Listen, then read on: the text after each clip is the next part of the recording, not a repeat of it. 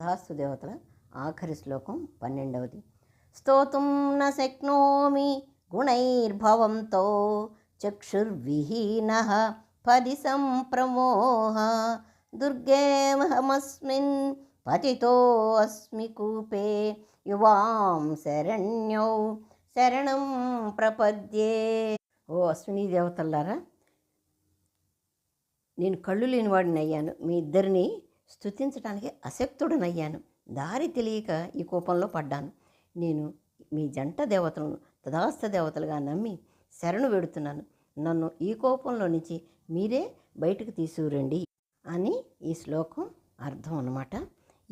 ఇవి 12 శ్లోకాలు ప్రతిరోజు కూడా సంధ్యా సమయంలో ఉదయం పూట ఉషోదయంలో చదివి మనం ఆ దేవతలకి మన కోరికలు తెలియజేస్తే ఉపమన్యువు కళ్ళు ఇచ్చినట్లు, చవనుడికి యవ్వనం ఇచ్చినట్లు మనకి మన కోరికలు నెరవేరుస్తారు ఈ తథాస్తు దేవతలు.